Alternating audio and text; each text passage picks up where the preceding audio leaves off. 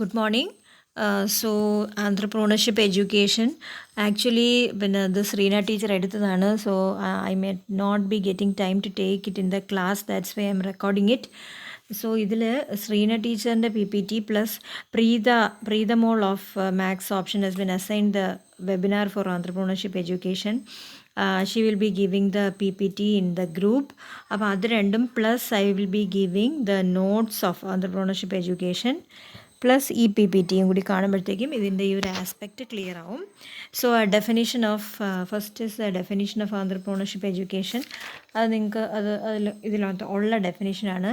Actually ഈ ആന്ത്രപ്രണർഷിപ്പ് education എന്ന് പറയുമ്പം it seeks to foster self esteem and confidence by drawing on the individuals talents and creativity while building the relevant skills and values that will assist students in expanding their perspectives on schooling and opportunities beyond. അപ്പം self esteem അല്ലെങ്കിൽ foster confidence എന്നുള്ള ഉദ്ദേശത്തിലാണ് ഈ entrepreneurship education എന്ന് പറഞ്ഞ് ഇത് ഉദ്ദേശിക്കുന്നത്.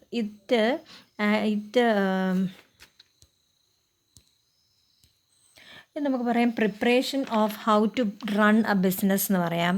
പിന്നെ entrepreneur എന്ന് പറഞ്ഞാൽ a person who is efficient to take up an idea, അല്ലേ? ഇപ്പോൾ ഒരു ബിസിനസ് മാന് പോലെയല്ല ആന്ത്രപ്രൂണർ എന്ന് പറയുമ്പോഴത്തേക്കും ഒരു ക്രിയേറ്റീവായിട്ടുള്ളൊരു പുതിയ ഐഡിയ കൊണ്ടുവരുന്ന ഒരാളിനെയാണ് നമ്മൾ ആന്ത്രപ്രൂണർ എന്ന് പറയുന്നത്.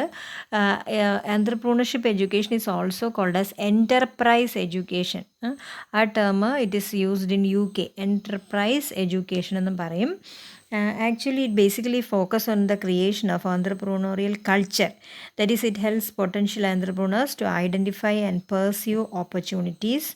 പിന്നെ പുതിയ സ്റ്റാർട്ടപ്പ്സ് തുടങ്ങാനും ഇന്നോവേറ്റീവായിട്ടുള്ള വെഞ്ചേഴ്സ് തുടങ്ങാനും പുതിയ ജോബൊക്കെ ഐഡൻറ്റിഫൈ ചെയ്ത് കണ്ടുപിടിക്കാനും ഒക്കെ ഉള്ളൊരു ഒരു എഡ്യൂക്കേഷനാണ് ഈ entrepreneurship education. It helps the young people to become creative and self confident in whatever they undertake. ഇപ്പം നേരത്തെ ഒരാളുടെ സെമിനാറിലുണ്ടായിരുന്നു കരിയർ പ്രോസ്പെക്ട്സ് ഓഫ് ടീച്ചർ, അല്ലേ? ടീച്ചേഴ്സിന് കോണ്ടൻറ് റൈറ്റേഴ്സ്, ഈ കോണ്ടൻറ് ഡെവലപ്പേഴ്സ്, പബ്ലിഷേഴ്സ്, അങ്ങനെയൊക്കെ ഉള്ള. അപ്പോൾ അങ്ങനെയൊക്കെ ഉള്ളൊരു പുതിയ വെഞ്ചർ അണ്ടർടേക്ക് ചെയ്ത് അത് എത്രയും ഇന്നോവേറ്റീവായിട്ട് അതിനെ പുതിയതായിട്ട് കൊണ്ടുപോകാം എന്നുള്ള കാര്യങ്ങളെല്ലാം എൻ്റർപ്രണർഷിപ്പ് എഡ്യൂക്കേഷനിൽ പറയുന്നുണ്ട്.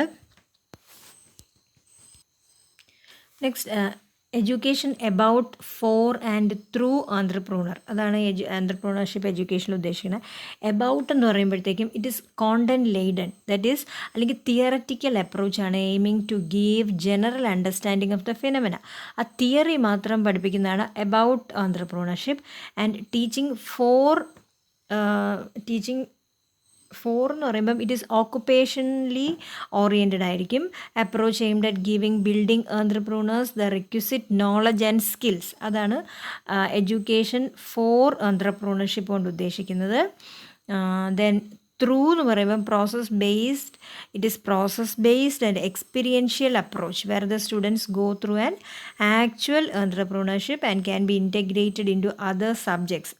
വേറെ സബ്ജക്ട്സിലുമൊക്കെ ഇൻറ്റഗ്രേറ്റ് ചെയ്യാൻ പറ്റുന്ന അങ്ങനെ ചെയ്യുന്നതാണ് about for and through entrepreneurship എന്ന് പറയുന്നത്. ആ എഡ്യൂക്കേഷൻ ഇമ്പാർട്ട് ചെയ്യേണ്ട രീതിയാണ് പറയുന്നത്. എബൌട്ടും ഫോറും is possible for secondary and higher levels of education. എബൌട്ടും ഫോറും. ത്രൂ എഡ്യൂക്കേഷൻ ത്രൂ എൻ്റർപ്രണർഷിപ്പ് എന്ന് പറയുന്നത് ഓൾ സ്റ്റുഡൻസ് ഓഫ് ഓൾ ലെവൽസിന് കൊണ്ടുവരാൻ പറ്റുന്നതാണ്. So why this entrepreneurship education is relevant എന്ന് പറയുമ്പം today entrepreneurship education has become an important part of both industrial and educational policies in many countries. Also, this entrepreneurship education is needed for job creation. More individuals that are willing and capable to create job, അല്ലേ? കൂടുതൽ individuals ഇപ്പം entrepreneurs ആയിട്ട് മാറിക്കൊണ്ടിരിക്കുകയാണ്. Then four economic success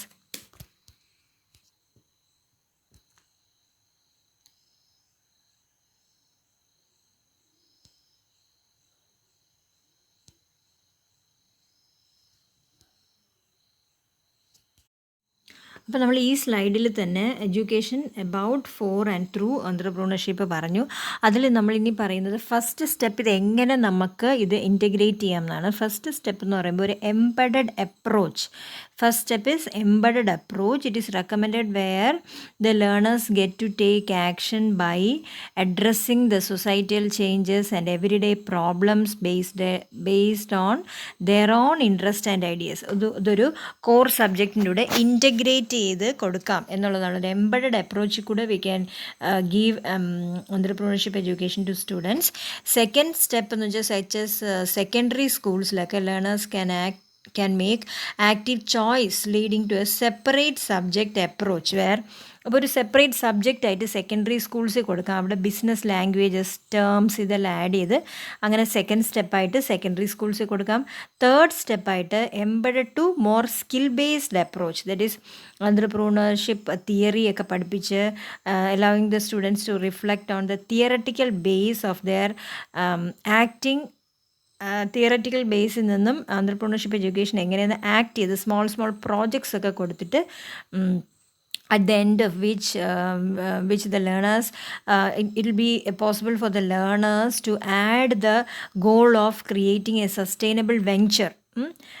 ഒരു sustainable venture എത്തത്തക്ക രീതിയിലുള്ള small projects പോലെയൊക്കെ കൊടുത്ത് എംബഡഡിൽ നിന്ന് സ്കിൽ ബേസ്ഡ് അപ്രോച്ച് ആയിട്ട് കൊടുക്കാം. ഫസ്റ്റ് എന്ന് പറയുമ്പോൾ എംബഡഡ് അപ്രോച്ച് ഒരു കോർ സബ്ജക്ട്സിൽ തന്നെ ഇൻറ്റിഗ്രേറ്റ് ചെയ്ത് പഠിപ്പിക്കാം. സെക്കൻഡ് സ്റ്റെപ്പ് എന്ന് പറയുമ്പോഴത്തേക്ക് അതൊരു സെപ്പറേറ്റ് സബ്ജക്റ്റ് ആയിട്ട് പഠിപ്പിക്കാം, ബിസിനസ് ലാംഗ്വേജ് ടേംസ് ഒക്കെ ഉപയോഗിച്ച്. തേർഡ് സ്റ്റെപ്പ് എന്ന് പറയുന്നത് ഒരു സ്കിൽ ബേസ്ഡ് അപ്രോച്ചായിട്ടും നമുക്ക് സ്കൂൾസിൽ ഇത് കുട്ടികൾക്ക് കൊടുക്കാം. നെക്സ്റ്റ് വൺ എന്ന് പറയുമ്പം steps in entrepreneurship education. There are various steps in entrepreneurship education. The first one is discovery എന്ന് പറയുമ്പോഴത്തേക്കും സ്റ്റാർട്ടിങ് ന്യൂ വെഞ്ചർ എന്ന് പറയാം. Discovery starts with entrepreneur. ഇപ്പോൾ നമ്മൾ തന്നെ ഇപ്പോൾ ഒരു പുതിയ ഒരു ബേക്കറി തുടങ്ങാൻ പോകണമെന്ന് വെച്ചാൽ അപ്പോൾ എങ്ങനെ ആ ബേക്കറി നമുക്ക് ഇന്നോവേറ്റീവായിട്ട് ക്രിയേറ്റീവായിട്ട് നമുക്കത് നടത്താം എന്നുള്ളതാണ് ഡിസ്കവറി. അപ്പോൾ ഒരു പല ബേക്കറീസിലും ചെന്ന് നമ്മൾ പല സാധനങ്ങളും വാങ്ങിക്കുന്നുണ്ട്, കഴിക്കുന്നുണ്ട്. അതിലെങ്ങനെ നമുക്കൊരു പഫ്സിനെ തന്നെ നമുക്ക് എങ്ങനെ ടേസ്റ്റ് വ്യത്യാസത്തിൽ, അല്ലെങ്കിൽ എഗ് പഫ്സ് ഉണ്ട്, പിന്നെ ചിക്കൻ പഫ്സ് ഉണ്ട്, അങ്ങനെ ഡിഫറെൻറ്റ് ടൈപ്സ് ഓഫ് പഫ്സ് ഉണ്ട്. ഇങ്ങനെയൊന്നും അല്ലാത്ത പ്രോൺ പഫ്സ് അല്ലെങ്കിൽ ഓയിസ്റ്റർ പഫ്സ്, അങ്ങനെയൊക്കെയുള്ള പുതിയ പഫ്സ് ഒക്കെ എങ്ങനെ ഉണ്ടാക്കാം എന്നുള്ള ഡിസ്കവറി ചെയ്തെടുക്കുക. അല്ലെങ്കിൽ ഡിസ്കവറിങ് എ ന്യൂ കോൺസെപ്റ്റ്, അതാണ് ഡിസ്കവറി എന്ന് പറഞ്ഞ സ്റ്റെപ്പിൽ വരുന്നത്. Second one is concept development or developing the business plan. ഇതെങ്ങനെ നമ്മൾ നടപ്പാക്കി കൊണ്ടുപോകും, ഇതെങ്ങനെ നമ്മൾ ഈ പ്ലാൻ കൊണ്ടുപോകും. ഇപ്പം അതിനാവശ്യമുള്ള പിന്നെ ഒരു ബേക്കറിയാണ് തുടങ്ങുന്നതെങ്കിൽ ബേക്കറിക്ക് ആവശ്യമുള്ള ബേക്കിംഗ് ഐറ്റംസ്, അതിനുള്ള നല്ലൊരു സ്ഥലം, ബേക്ക് ചെയ്യാൻ പറ്റുന്ന സ്ഥലങ്ങൾ, അങ്ങനെയൊക്കെ ഉള്ള ആ കോൺസെപ്റ്റ് എങ്ങനെ നമ്മൾ ബിസിനസ് പ്ലാൻ ഡെവലപ്പ് ചെയ്യാണ്. തേർഡ് സ്റ്റെപ്പിലാണെങ്കിൽ റിസോഴ്സിങ്, ഒരു ലോണിന് അപ്ലൈ ചെയ്യണം, അല്ലെങ്കിൽ ഐഡൻറ്റിഫൈയിങ് അവർ ഇൻവെസ്റ്റേഴ്സ്. ഇപ്പോൾ നിങ്ങളൊക്കെയാണ് തുടങ്ങുന്നതെങ്കിൽ നിങ്ങളുടെ അച്ഛനമ്മയ്ക്ക് ആയിരിക്കും ഇൻവെസ്റ്റ്മെൻറ്റ്, അല്ലെങ്കിൽ ഒരു ജോയിൻറ്റ് പാർട്ട്ണർ ഉണ്ടെങ്കിൽ ആ പാർട്ട്ണറിൻ്റെ ഇൻവെസ്റ്റ്മെൻറ്റ് എങ്ങനെ കിട്ടും, നമ്മൾ ലോണിന് അപ്ലൈ ചെയ്യണോ, അതൊക്കെയാണ് തേർഡ് സ്റ്റെപ്പായിട്ടുള്ള റിസോഴ്സിങ്ങിൽ വരണത്. Financially, human and capital resources എല്ലാം എടുക്കണം. ഫിനാൻസ് കിട്ടിക്കഴിഞ്ഞാൽ ആൾക്കാർ, അവിടെ ജോലി ചെയ്യുന്ന വർക്കേഴ്സ്, നല്ല എഫിഷ്യൻ്റ് ആയിട്ടുള്ള വർക്കേഴ്സ്, നമ്മൾ ഇന്നോവേറ്റീവ് ആയിട്ടുള്ള രീതിയിലാണ് ഉണ്ടാക്കാൻ പോകുന്നത്. അപ്പോൾ എഫിഷ്യൻ്റ് ആയിട്ടുള്ള വർക്കേഴ്സിനെ, ഷെഫ്സിനെയൊക്കെ കൊണ്ടുവരണം. അത് റിസോഴ്സിങ്ങിൽ വരും. ദെൻ ആക്ച്വലൈസേഷൻ എന്ന് പറയുമ്പം ഓപ്പറേറ്റിംഗ് ദ വെഞ്ചർ. ആ വെഞ്ചറിനെ നമ്മൾ ഓപ്പറേറ്റ് ചെയ്യണം. ആക്ച്വലി നമ്മളതിന് എല്ലാ ലോണൊക്കെ കിട്ടി, നമ്മൾ പുതിയ ബേക്കറിയൊക്കെ ഉണ്ടാക്കി, നമ്മൾ വന്നിരുന്ന് കഴിക്കാം എന്നുള്ളത് മാത്രമല്ല, എപ്പോൾ പറഞ്ഞാലും ഫ്രീ ഡെലിവറി, ഏത് സമയത്ത് ഏത് അർദ്ധരാത്രിയിലും കൊണ്ടുപോകണ ഡെലിവറി, ഡോർ ഡെലിവറി എത്തിച്ചു കൊടുക്കും. അതൊക്കെയാണ് നമ്മളുടെ പുതിയ ബേക്കറിയുടെ പുതിയതായിട്ട് നമ്മൾ ഇന്നോവേറ്റീവ് രീതിയിൽ കൊടുക്കുന്നത്. അങ്ങനെ അത് ആക്ച്വലൈസ് ചെയ്തു. Then harvesting, that is making A decision of the business, അല്ലെങ്കിൽ ഫ്യൂച്ചർ ഡെവലപ്മെൻറ്റ് അല്ലേ.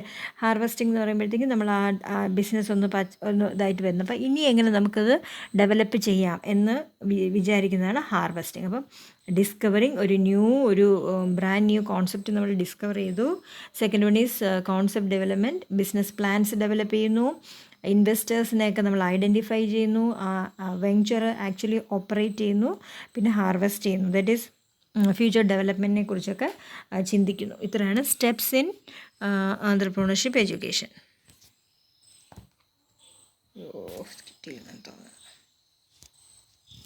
These are the phases of entrepreneurship education. How we can impart entrepreneurship education. ഏതെല്ലാം ഫേസസിൽ കൂടെയാണ് നമുക്ക് ഇമ്പാർട്ട് ചെയ്യേണ്ടതെന്ന് പറയുമ്പോൾ first one is pre training phase or it is also called a stimulating phase അല്ലെങ്കിൽ sensitising face. അവിടെ ആണെങ്കിൽ we can design entrepreneurship എന്ന് പറഞ്ഞ ആ കോൺസെപ്റ്റ് തന്നെ നമുക്ക് കരിക്കുലത്തിൽ നമുക്ക് കോഴ്സ് കരിക്കുലം ഡിസൈൻ ചെയ്യുമ്പോൾ തന്നെ അത് ഇൻക്ലൂഡ് ചെയ്യാം. പിന്നെ സ്റ്റുഡൻസിനെ എൻകറേജ് ചെയ്യാം for new business formation as career prospects by experienced എൻ്റർപ്രൂണേഴ്സിനെയൊക്കെ മീറ്റ് ചെയ്യിപ്പിച്ച് അവരെ എൻകറേജ് ചെയ്യിപ്പിക്കാം. പിന്നെ അവർക്ക് ഇൻഡസ്ട്രിയൽ വിസിറ്റ്സ് ഒക്കെ നടത്താം പ്രീ ട്രെയിനിങ്ങിൽ.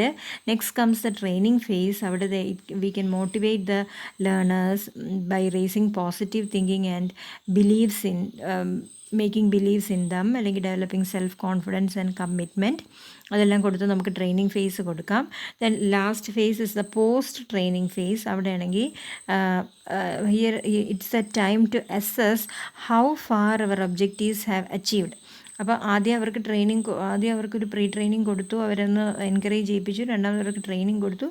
പിന്നെ നമുക്ക് പോസ്റ്റ് ട്രെയിനിങ്ങിൻ്റെ അവസാനം എത്രത്തോളം അവരുടെ നമ്മൾ കുട്ടികളെ ഒരു ആന്ത്രപ്രണേഴ്സ് ആക്കാം എന്നുള്ള ആ ഒരു പിന്നെ ഒബ്ജക്റ്റീവ് നമ്മൾ എത്രത്തോളം അച്ചീവ് ചെയ്തു അല്ലെങ്കിൽ business take off post formation പീരീഡിൽ സപ്പോർട്ട് എങ്ങനെ അവരുടെ നെറ്റ്വർക്കിംഗ് ഒക്കെ എങ്ങനെയൊക്കെ നമുക്ക് കിട്ടും എന്നൊക്കെ ഉള്ള കാര്യങ്ങൾ പറയുന്നതാണ് post training face.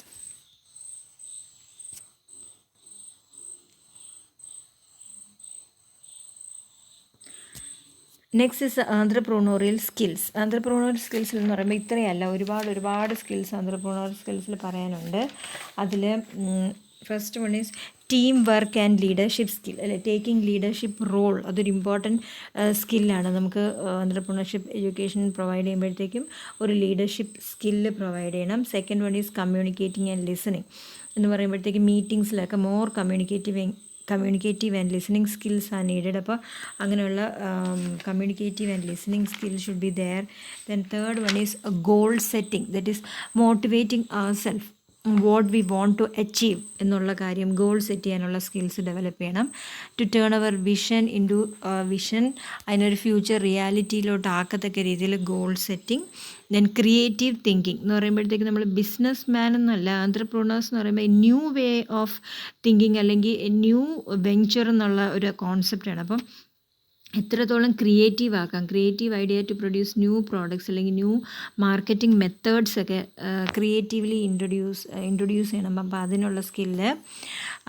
Then next one is research എന്ന് പറയുമ്പോൾ വാട്ട് ദേ ക്യാൻ ഡു, എന്തെല്ലാം ചെയ്യാൻ പറ്റും. Ability to acquire new knowledge, എങ്ങനെയൊക്കെ അവർക്ക് നോളജ് അക്വയർ ചെയ്യാനുള്ള സ്കിൽ.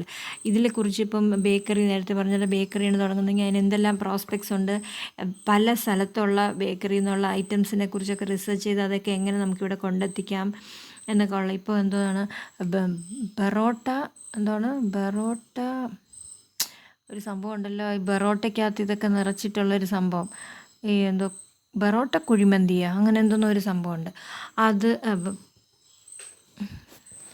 അതൊക്കെ പുതിയ വെഞ്ചറാണ്. ബെറോട്ട കുഴിമന്തിയാണെന്ന് തോന്നുന്നു, എന്തോ ഒരു സാധനം. അപ്പോൾ എനിക്ക് പെട്ടെന്ന് ഓർമ്മ വന്നപ്പോൾ ഞാൻ പറഞ്ഞതാണ്. അതാണ് research. Then next is decision making, that is how to proceed. അപ്പോൾ ഡിസിഷൻ മേക്കിംഗ് എന്ന് പറയുമ്പോഴത്തേക്കും എങ്ങനെ നമുക്ക് കറക്റ്റ് ഡിസിഷൻ നമുക്ക് എങ്ങനെ എടുക്കാൻ പറ്റും, അല്ലെങ്കിൽ ബിസിനസ് ഡിസൈൻസ് ലോഞ്ച് ചെയ്യുമ്പോഴത്തേക്കും എങ്ങനെ ഒരു ബിസിനസ് റൺ ചെയ്യാൻ പറ്റും എന്നൊക്കെ ഉള്ള ഡിസിഷൻ, എങ്ങനെ നമുക്ക് പ്രൊസീഡ് ചെയ്യണം. ഒരുപാട് ഈ ലവ്, നമ്മൾ സ്നേഹിക്കുമല്ലോ, അതുപോലെയാണ് ഈ ആന്ത്രപ്രണർഷിപ്പ് എന്നാണ് പറയുന്നത്. അല്ലെങ്കിൽ പുതിയൊരു വെഞ്ചർ തുടങ്ങുമ്പോഴത്തേക്കും ഡിസിഷൻ മേക്കിംഗ്, നമ്മൾ ഇവരുമായിട്ട് തന്നെ മുന്നോട്ട് പോകണോ, അല്ലെങ്കിൽ ഇത് ശരിയാവില്ല നിർത്തിയിട്ട് വേറെ ആരെങ്കിലും പിടിക്കണോ, അങ്ങനെയൊക്കെ ഡിസിഷൻ മേക്കിംഗ് ഒരു ഇമ്പോർട്ടൻറ്റ് ഫാക്ടറാണ്. അപ്പം എന്ന് വെച്ചാൽ ചിലപ്പോൾ തുടങ്ങുമ്പോൾ തന്നെ ചീറ്റിപ്പോവും. അപ്പോൾ എന്ത് ചെയ്യും, അപ്പോൾ അയ്യോ അതവിടെ കളഞ്ഞിട്ട് നമുക്ക് ഒരു പുതിയതിലോട്ട് പോവാം, ഡിവോഴ്സ് ചെയ്തിട്ട് വേറൊരാളെ കെട്ടാം എന്ന് പറയുന്ന പോലെ.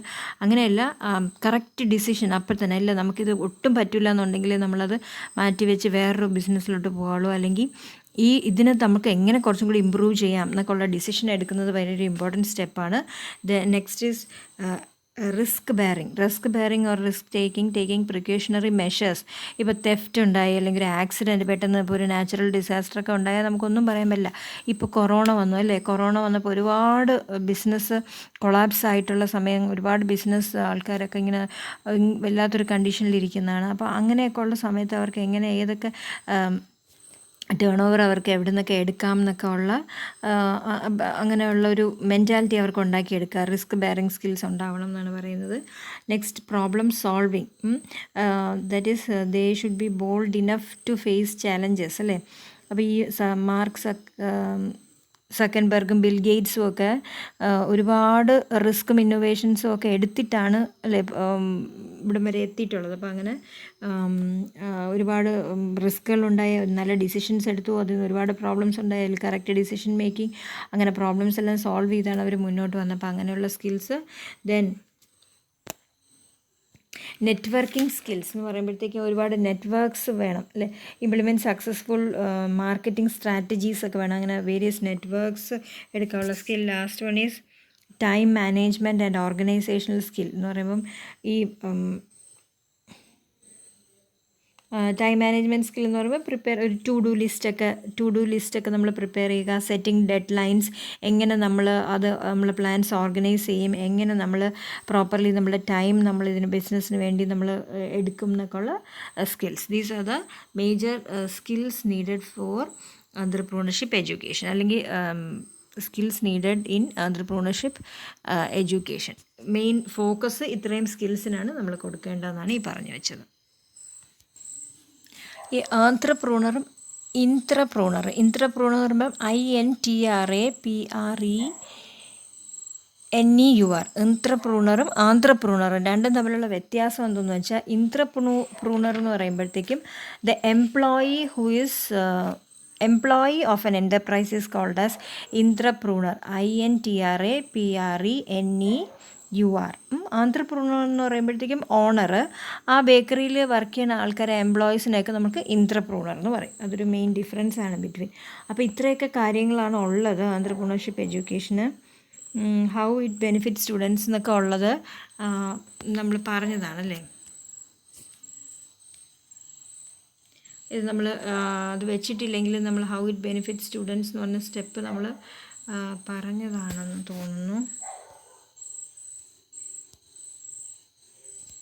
ഇല്ല. Next is how it benefit സ്റ്റുഡൻസിനെ എങ്ങനെ നമുക്ക് ബെനിഫിറ്റ് ചെയ്യാം. It prepare students for an uncertain future എന്ന് പറയുമ്പോഴത്തേക്കും we live in an age of unprecedented global and technological transformation അല്ലേ. So it teaches students crucial life skills. നിങ്ങൾ നിഷ ടീച്ചറിൻ്റെ ക്ലാസ്സിൽ പഠിച്ചാണെന്ന് കഴിഞ്ഞ ദിവസം പറഞ്ഞ ലൈഫ് സ്കിൽസ്. ഈ ലൈഫ് സ്കിൽസ് എന്ന് പറയുന്നത് നമ്മുടെ ജീവിതത്തിൽ മാത്രമല്ല, നമ്മുടെ ഏതൊരു സമയത്തും നമുക്ക് യൂസ് ചെയ്യാൻ പറ്റുന്നതാണ്. അപ്പോൾ ആ ലൈഫ് സ്കിൽസ് നമുക്ക് എക്വിപ്പ് ചെയ്തിട്ട് അതിന് നമുക്ക് അൺസർട്ടൺ ഫ്യൂച്ചറിന് എങ്ങനെ കുട്ടികളെ പ്രിപ്പയർ ചെയ്യാം എന്നുള്ളത് ഇതിൻ്റെ ബെനിഫിറ്റാണ്.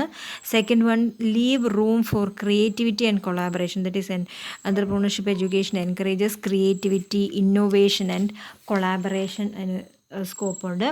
Teach problem identifications. That is, students need to learn how to identify a problem. എങ്ങനെ പ്രോബ്ലം സോൾവ് ചെയ്യുമെന്ന് മാത്രമല്ല, how to identify a problem is very important.